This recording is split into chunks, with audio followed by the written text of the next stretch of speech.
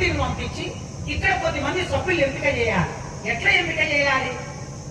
ఒక 20% రాజులు డైరెక్ట్ గా సభ్యులు అవుతారు. 20% అంటే ఇంతకు దర్బాంగ మహారాజ్ చెప్పారు కదా, అట్లాంటి రాజులు డైరెక్ట్ వస్తారు 20%.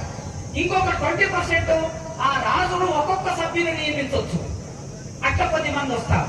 ఇక మిగతా వాళ్ళు 10 లక్షల మందికి ఒక సభ్యుడు చొప్పున ఎన్నికల్లో పోటీ చేసి ఎంపిక కావాలి.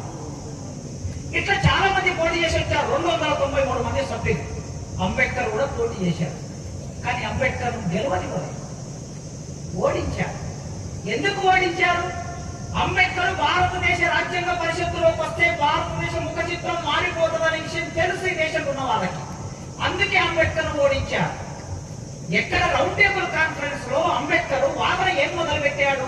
నేను భారతదేశ ప్రతినిధిగా వచ్చి మాట్లాడుతున్నానన్నాడు మొదటి రౌండ్ టేబుల్ సమావేశం.